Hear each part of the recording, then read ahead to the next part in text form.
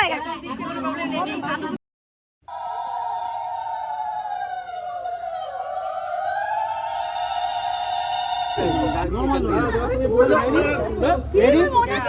Ready, 1, 2, 3, start. মাখাও মাখাও হালকা মাখাও।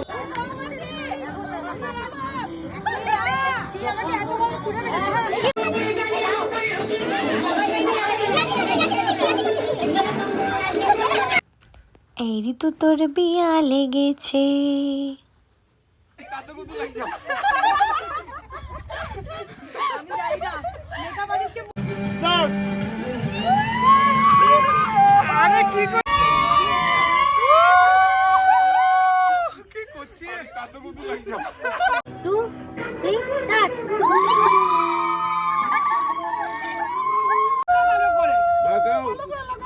গানটা stop কেন? গান কেন স্টপ?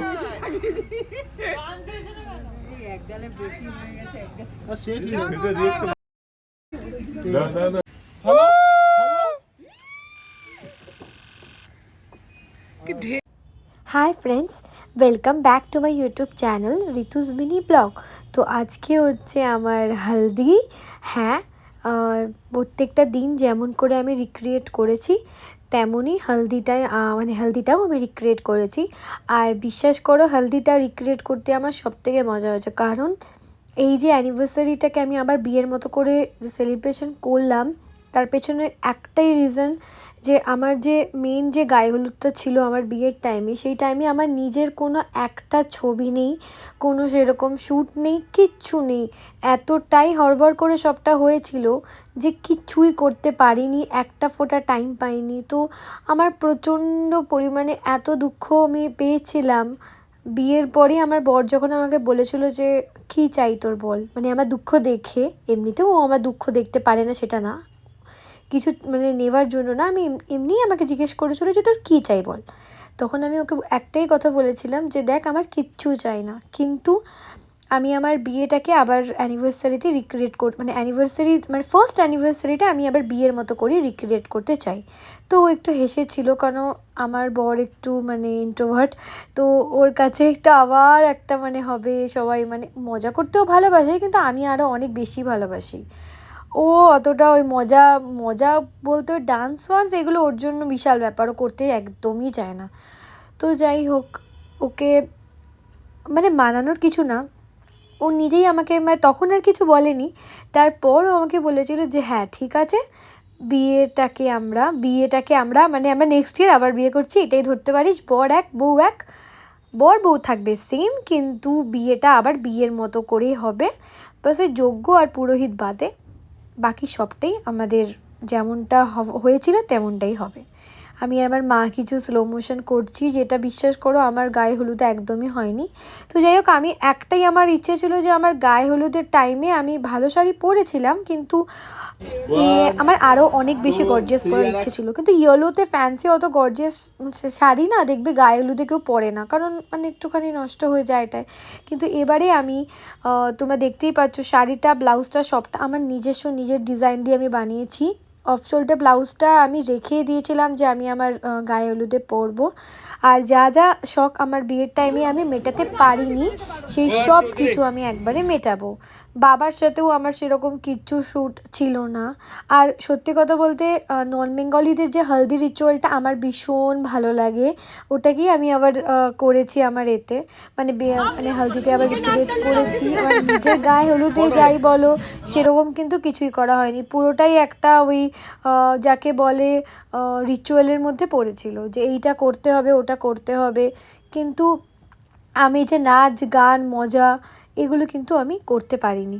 তো যাই হোক, সবাইকে ইয়েলো থিম দিয়ে আমি নিজে পরেছিলাম পিঙ্ক, কারণ আমি চাইছিলাম আমার কালারটা একটু হাইলাইট করুক। বিয়ের সময় একটা জিনিস আমি রিয়েলাইজ করেছিলাম যে ইয়েলোটা আমি সবার সাথে ইয়েলো হয়ে না একদম পুরো মিসম্যাচ হয়ে গেছিলো, বোঝাই যাচ্ছিলো না যে কোনটা ব্রাইট। তো এবারে সেই জন্যই আমি একটু প্রথম তো গর্জিয়াস, একটু কস্টলি এবং একটু অন্যরকম শাড়ি পরেছিলাম। বেসিক্যালি এত দামি শাড়ি কেউ গায়ে হলুদে পরে না, রিস্কটা নেয় না, কারণ বুঝতেই পারছো হলুদ লেগে যাওয়া মানে সেটা ওঠানো তো মানে ইম্পসিবল ব্যাপার, কিন্তু আমি এই রিস্কটা পুরো টোটালি নিয়েছিলাম, নিয়ে পরেছিলাম, পরে বিশ্বাস করো আমার কিচ্ছু হয়নি, একটা কিচ্ছু হয়নি, এক টুকরো কিছু লাগায়নি কেউ, আর সব আমার নিজেরাই ছিল।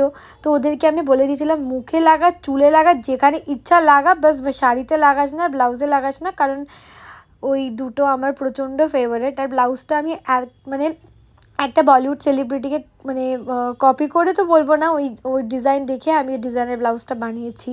তো এই ব্লাউজটা আমার প্রচণ্ড প্রচণ্ড প্রিয়। তো তোমরা আমার লুকটাকে কি বলবে আর কত রেট করবে এটা বলো, আর আমার এই ব্যাপারটা কেমন লাগলো। দেখো বরকেও আমি বলেছিলাম যে তুই কিছু একটা পিঙ্ক কালারে পর, বাট বর বলেছে একদম না, পিঙ্ক আমি পরবো না, ওটা নাকি মেয়ে কালার, ও ইয়েলোই পরবে, ওই ইয়েলোতেও বেশি মানে মানে একটু কমফোর্টেবল ইয়েলোটাই ও পরতে চাইছে। তো আমি বললাম ঠিক আছে তুই পর, তাছাড়া ও যা পরে ওকে সেটাই ভালো লাগে। আমার বর খুবই হ্যান্ডসাম, ওকে কিছু ভাবতে হয় না, ও যাই পরে যাই করে সবেতেই ওকে একদম নাম্বার 1 লাগে। তো সেই নিয়ে কোনো কথা না। ক্যামেরা এইগুলো কিন্তু আমার ফোনে তোলা হচ্ছে, আর প্রত্যেকজনের ফোনেই কিন্তু কিছু না কিছু তোলা হয়েছে, তাই তোমরা এই ব্লগে প্রত্যেকজনের ভিডিওই পাবে। আমার ফোনের ভিডিও থেকে স্টার্ট করে যারা যারা করেছিল তাদের সবার ব্লগ বলছি, তাদের সবার ভিডিওগুলি আমার এই ব্লগে তোমরা পাবে। তোমরা অবশ্যই জানিও যে আমার এই হলদির এই যে রিক্রিয়েটের ব্যাপারটা তোমাদের কেমন লাগলো। ফার্স্ট অ্যানিভার্সারিতে কিন্তু সত্যি বলতে অনেককেই আমি দেখেছি বিয়েটাকে আবার রিক্রিয়েট করে। হ্যাঁ আমরা একটু বেশি বড় করে করেছিলাম, কারণ আমরা ব্যাঙ্কোয়েটও ভাড়া করেছি, আমরা দেন এত সুন্দর করে হলদিতেও ব্যাকগ্রাউন্ড বানিয়েছি থেকে শুরু করে সবই আমরা একদম বিয়ের মতো করেই করেছি।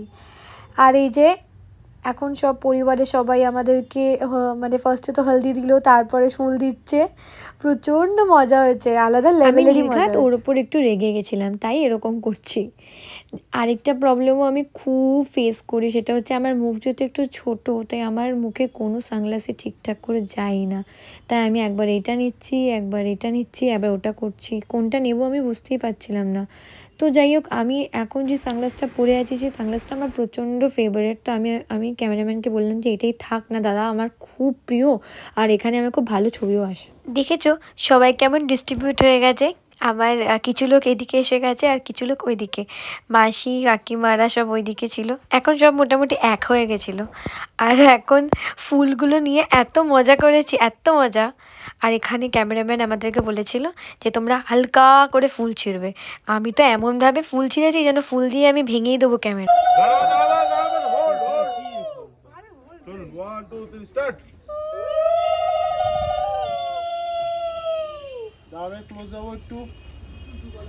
চলো চলো, মুভ করো, হাতগুলো মুভ করাবে, আর তোমার নিজেদের মধ্যে জাস্ট ইয়ে করো, একটা ফানি মুভমেন্ট করো। 1 2 3 চলো অ্যাকশন।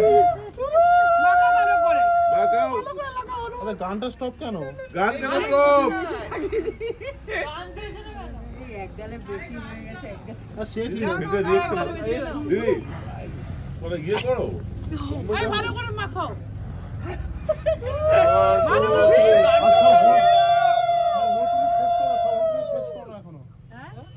এখন সব শেষ করো, হরিজন মহারাজের দাঁত করা করে এমনি এমনি করো, আরে গানটা চালা কেউ। যাই বলো, ভিডিও করে যখন পরে দেখছিলাম তখন কিন্তু বুঝতে পারছি যে কতটা এনজয় হয়েছে। তখন সেই টাইমটা তো অতটা বুঝতে পারছিলাম না, আবার পরে যখন দেখলাম যে সবার মুখে কত হাসি, আর পেছনে ইচ অ্যান্ড এভরিওয়ান এত সুন্দরী, আমার সব মানে মা বলো, কাকিমারা, মাসিরা, মানে সবাই এত সুন্দরী যে পেছনটাতে পুরো মনে হচ্ছে চাঁদের হাট বসেছে, তাই না বলো?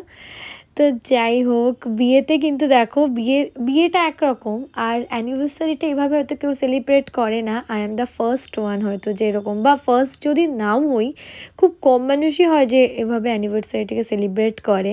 কিন্তু আমি যে প্ল্যানটা করেছিলাম সেই প্ল্যানটা আমার এত সুন্দর করে মানে প্রপারলি সব ঠিকঠাক করে হয়েছে, আমার জন্য এটাই বড় ব্যাপার।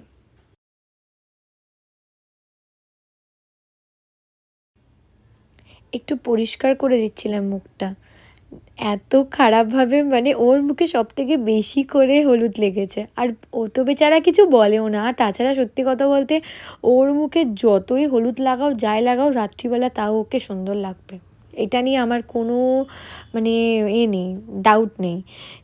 আর তার সবচেয়ে বড় কথা দেখো, ওরা তো রাত্রিবেলায়, আমরা তো তাও ঠিক আছে মেকআপ টেকআপ করবো, ওরা তো ছেলেরা তো মেকআপও করে না। আর তাও কিছু ছেলেরা তাও করে, আমার বর তো সেটাও করে না।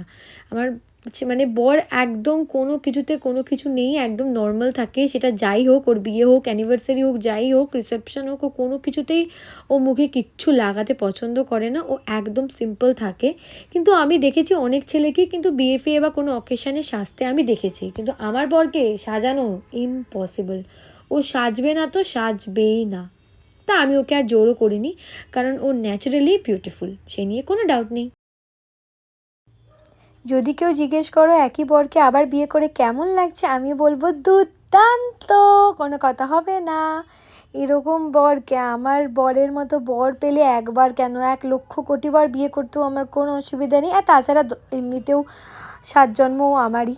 আর 7 জন্মের পর 3 জন্ম আমি ঠাকুরকে মানে বলেইছি যে আমি জানি না কটা জন্ম, বাট যটা জন্মই হোক আমি ওকেই চাই, ওকেই চাই। হ্যাঁ, এটা করতে পারো যে পরের জন্মে আমি ছেলে ও মেয়ে হলাম, কিন্তু চাই আমাদের দুজনকেই, মানে দুজনকেই দুজনের সাথেই অলওয়েজ রেখো। আমরা দুজন দুজনকে খুব ভালোবাসি, আর সারাটা জীবন যেন এইভাবেই ভালোবাসতে পারি।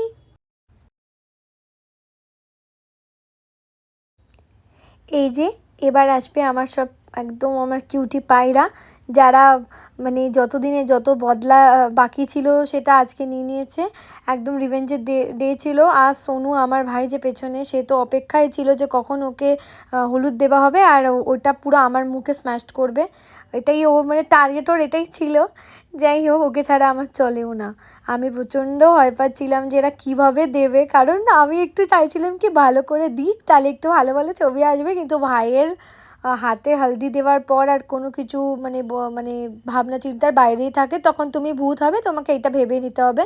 দেখো আমি প্রচণ্ড ভয় পাচ্ছি, কিন্তু আমি ভয় পাচ্ছি, আর এইদিকে পেছনে কে কীরকম নিয়েছে আমি জানি না। আমার বুকটাকে আমার ধপধপ করছিল যে এই রে গেল গেল, পুরো মুখের 12টা ওরা 1 সেকেন্ডে। তার মধ্যে আমার ক্যামেরাম্যান বোঝাচ্ছে যে যত পারো তত লাগাও, কোনো ব্যাপার না, মুখের মধ্যে একদম লাগিয়ে লাগিয়ে ভূত বানিয়ে দাও, হনুমান বানিয়ে দাও, যা ইচ্ছা বানিয়ে দাও, ওরা ওটাই নেবে, ওদের মানে ওই শ্যুটটাই নাকি বেস্ট হবে। আর বিশ্বাস করো আমার ক্যামেরাম্যানগুলো এত ভালো ছিল, এত ভালো ছিল, মানে সত্যি বলছি, ওদের মতো ক্যামেরাম্যান পাওয়া ভাগ্যের ব্যাপার। আমি সবাইকে বলবো, তোমরা যদি জানতে চাও আমার ক্যামেরাম্যানের নাম, তো আমাকে অবশ্যই জানিও, আমি বলবো। তুমি যদি ওদেরকে নাও না, তোমার দিন এমনিই ওরা স্পেশাল বানিয়ে দেবে, এতটাই ভালো, মানে বেস্ট।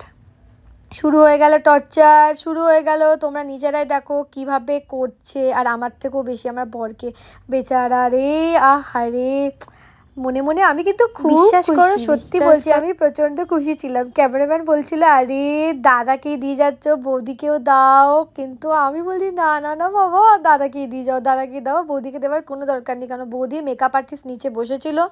এমনিতেই দেখো সকালে একটু বৃষ্টি হয়েছিল, ওয়েদারের জন্য আমি মেকআপ মানে একটু লেট করে আমার হলদি স্টার্ট হয়েছে, তার মধ্যে মেকআপ আর্টিস্টকে যেই টাইম দেওয়া হয়েছিল সেই টাইমের মধ্যেও মানে পারফেক্টলি এসে গেছে। আর আমি সে পারফেক্ট টাইমের মধ্যে বসতে পারিনি, কারণ যেহেতু বৃষ্টির জন্য একটু, আর আমি ওপেন স্পেসে, আমার এটা ওপেন স্পেসে ছিল, তো বৃষ্টির জন্য একটু ওয়েট করতে হয়েছে, আর সেই কারণেই একটু লেট হয়ে গেছিলো। তো তোমরা মানে আমাদের এই ইভেন্টগুলো কেমন লাগলো, প্রত্যেকটা ইভেন্ট কেমন লাগলো, সঙ্গীত বলো, মেহেন্দি বলো, তারপরে আমার হলদি বলো, কেমন লাগলো অবশ্যই জানিও। আর আমার এই আইডিয়াটাকে তোমরা কে কী বলবে, যে বিয়েটাকে আমরা আবার রিক্রিয়েট করলাম, বিয়ের প্রত্যেকটা রিচুয়াল কিন্তু আমরা মানে আবার রিক্রিয়েট করেছি। আর ক্যামেরাম্যানগুলো আমার খুব ভালো ছিল, বলবো না, ওরা আমার দিনটাকে সত্যি এতটাই স্পেশাল বানিয়ে দিয়েছে। আমার এই হলদিতে পিঙ্ক পরা ব্যাপারটা তোমাদের কেমন লাগলো, এটা কিন্তু অবশ্যই জানিও। ব্যাপারটা একটু ইউনিক লাগলো কিনা বলো, তোমরাই বলো।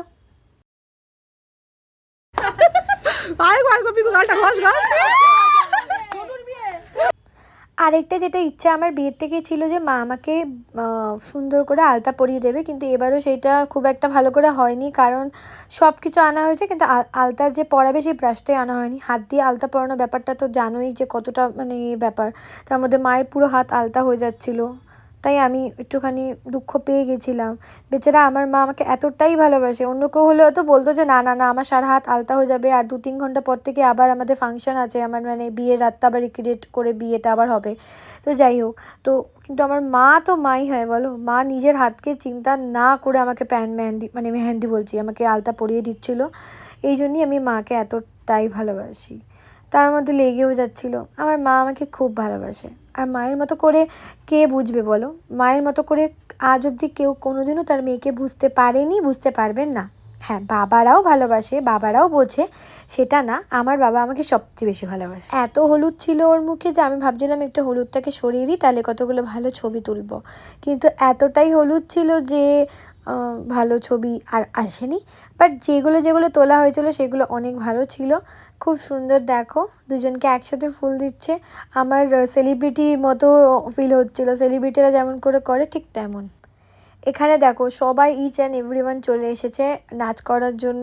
এগুলো কিন্তু কিছুই পাইনি আমি বিয়েতে, জানো তো। দেখো প্রথম কথা তো বিয়েতে শাশুড়ি কোথায় ছিল, মা তো প্রচণ্ড ব্যস্ত ছিল, সেই কারণে মা পারেনি। তো সেই কারণে এখন যে সবাইকে পেয়েছি, সবাই এনজয় করছে, নাচ গান করছে, এটা খুব মজা লাগছিল আমার। পেছনে সবাই কিভাবে নাচছে তোমরা দেখো, কতটা এনজয় করছে। দিনটাকে আমি রিক্রিয়েট করে সত্যি বলছি এত মজা লাগছে আমার। আর পুরো ক্রেডিটটা মানে আমার বরকে যায়, যে আমার প্রত্যেকটা ইচ্ছাকে এত সুন্দর করে চেষ্টা করে যে যাতে সব কটা ভালো করে পূরণ হয়, সব কটা ইচ্ছা যাতে ভালো করে ওটা ঠিক হতে পারে, আমার ইচ্ছেগুলো যাতে পূরণ হয়, সেটা ওর সবসময় ওর একটাই ইচ্ছে, যাতে আমার ইচ্ছেগুলো সবসময় পূরণ হয় এবং আমার মুখে যেন সবসময় হাসি থাকে। এই জিনিসটাতে আমি বলতে পারি সত্যি আমি খুব সুন্দর করে দিনটা কাটালাম। যে মাথা থেকে বেরিয়ে গেছিলো যে সেই দিনটা কিন্তু পুরো মেঘলা ছিল, মানে এক ফোঁটা রোদ ওঠেনি, আর তাতে আমার কোনো প্রবলেমও হয়নি। রোদ হলেও ওই এত রোদে মানুষরা পারে না, এনজয় করতে পারে না, তখন পালায় বাবার এই রোদ, রাত্রিবেলা বেশি রোদে ভাল লাগবে না, বেশি রোদেই না। কিন্তু আমি এতটাই লাকি ছিলাম যে অতটা রোদ ওঠেনি, আর ওয়েদারটা এত সুন্দর ফুরফুরে ঠান্ডা ছিল যে সবাই যতটা না এনজয় করতে পারতো তার থেকে অনেক বেশি এনজয় করতে আরও পেরেছে। যাই হোক, আমার ক্যামেরাম্যান এখনও বুঝিয়ে যাচ্ছে যে কী করলে আর বেস্ট ফটো আসবে। এবং সত্যি বলতে আমার ক্যামেরাম্যানদের ইচ্ছেটাও খুব বেশি ছিল। দেখবে অনেক ক্যামেরাম্যান বিরক্তও হয়ে যায় যে এটা ওটা সেটা, কিন্তু ওরা প্রত্যেকটা জিনিসকে এত সুন্দর করে মানে প্রেজেন্ট করেছে, ওদের বিহেভিয়ার এত ভালো ছিল যে আমার বাড়ির লোক তো অনেক ছোট ছোট বোনরা অবধি বলছে আমরা বিয়ে করলে আমরা একেই নেব, এতটাই ভালো ক্যামেরাম্যান ছিল। সত্যি বলতে সবটাই বেস্ট পেয়েছি, যেমন ভালো ক্যামেরাম্যান তেমন ভালো ফ্যামিলি, তেমন ভালো বন্ধুরা, সব রেডি হয়ে বসে আছে। এবারে হামলা আমাকেও করেছে, মানে অ্যাট লাস্ট আমাকেও হামলা করেছে, ওরা ছাড়েনি। আর বরকে একটু বেশি করে, সেটা নিয়ে তো কোনো কথা নেই, এবারেও ও একটু বেশি আর আমি একটু কম। ভালোই ভাই, খুব ভালো, আমি কমেই ঠিক আছি, আমার বেশি দরকার নেই। সবাই মানে যেই ক্যামেরাম্যান বলেছে যে আরেকবার করে করো, মানে তুমি একবার দেখো আমার ভাইকে, ও পুরো একবারেই নিয়ে পুরো শেষ করে দিয়েছে। আমি আর আমার বর ভেবেছিলাম লাস্টে সবার মুখে এত করে মাখিয়ে দেবো যে ওরা তুলে রাতের মেকআপ করতে ওদের লেট হয়ে যাবে। লেট করা আমাদের ব্যাপার, মানে লেট করিয়ে দেবো সেটা না, কিন্তু যাতে রেডি হতে টাইম মানে হয় না যে উঠছে না এরকম একটা ভাবনা করাবো। কিন্তু বাবারে নিয়ে মানে বাটি ধরতে গিয়ে দেখি বাটিতে আর কিছু নেই, বাটি পুরো খালি। আমার ভাই অনেকক্ষণ ধরে শান্তি পাচ্ছিল না যে মানে ঋতুকে দিতে পারছি না, খালি দাদাকে দিয়ে যাচ্ছি। তো যাই হোক, এবারে ও আমাকে দিয়ে শান্তি পেয়েছে, আমি ভূত হয়েছি, ভূত হয়ে শান্তি পেয়েছি, সবাই শান্তি পেয়েছে। তোমরা বলো আমাকে ভূত সাজে তোমাদের কেমন লাগছে?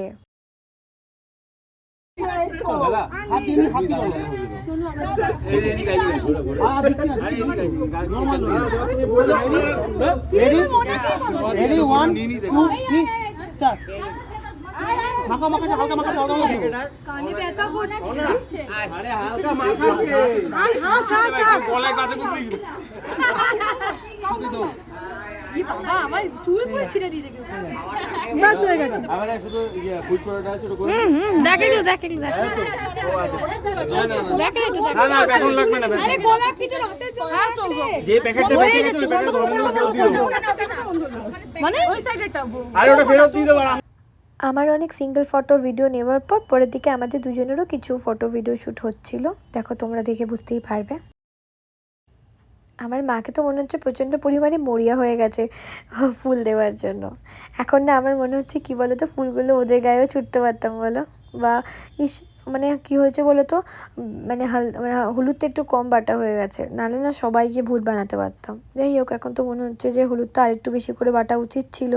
যাই হোক, এরা সব ওয়েট করছে যে ক্যামেরাম্যান যখন বলবে যে ফুল ঢালো, সব এরা ঢালবে। এই যে ঢালবে করছে, এই ঢাললো।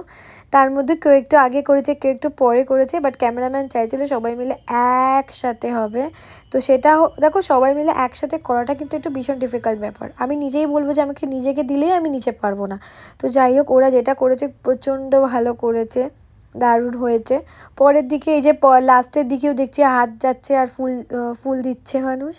এইটা এত ভালো লাগছিল যখন দিচ্ছিল, আমরা দুজনের দিকে তাকাচ্ছিলাম, জিনিসটা আমাদের এত ভালো লেগেছে, সত্যি বলছি। দেখো, বারবার তো দিনগুলো রিক্রিয়েট করতে পারবো না, ওটা ফার্স্ট অ্যানিভার্সারিতে হয়, বা হয়তো ঠাকুর চাইলে আবার তো পরে করব, বাট তখন তো আর এইভাবে আর ফার্স্ট অ্যানিভার্সারির মতো তো হবে না বলো। আর এটাও না কেমন একটা লাগছে, নতুন বিয়ের ব্যাপারটা আমার চলে গেল। কিন্তু যাই বলো, এখনও কিন্তু মানুষকে আমি বোকা বানাই, এখনও কিন্তু মানুষকে আমি বলি যে আমার বিয়েই তো, মানে এখনও অনেকে দেখে ভাবে যে আমাদের বিয়ে হয়তো বেশি দিন হয়নি, অনেকে কিন্তু এরকমই ভাবে। যে যতই ফটো তুলুক, ভিডিও তুলুক, কিন্তু আমার বাবা কিন্তু বেস্ট। কারণ আমার বাবা শুধু তাদেরই ছবি তোলে না যারা মেন, মানে ধরো যাদের ছবি ভিডিও করছে বা ছবি তুলছে তাদেরই শুধু না, তার সাথে ব্যাকগ্রাউন্ডে যারা আছে, যারা ওই ছবিটা তুলছে, ব্যাকগ্রাউন্ডে কেউ যা করছে, আমার বাবা সব নেয়। আর দেখো এইটা করেছে বলেই আর আমি আমার সবাইকে দেখাতে পারলাম, আমি ক্যামেরাম্যানদের দেখাতে পারলাম, আমি আমার বাড়ির মানে যারা বা মানে ওই টাইমে ওই আমার পাশে ছিল না কিন্তু আশেপাশে ছিল, আমি তাদেরকেও দেখাতে পারলাম। তো এই জিনিসটা কিন্তু সত্যি বলতে বাবা দারুণ করে। তো যাই হোক, জায়গাটা তোমরা একটু তো বুঝতেই পারলে। এখানে আমি আর আমার মা কিছু স্লো মোশন করছি, আর খুব সুন্দর করেই করেছি। আর জায়গাটাও নো ডাউট অনেক সুন্দর ছিল, কোনো কথা হবে না, জায়গাটা ব্যাপক ছিল, ব্যাপক। আর এই যে আমার সব কাকিমারা আর বোনরা সব এদিকটাতে ছিল, আর আমরা ছিলাম ওদিকটাতে। আমি আর মা একটুখানি ভিডিও শ্যুট করছিলাম।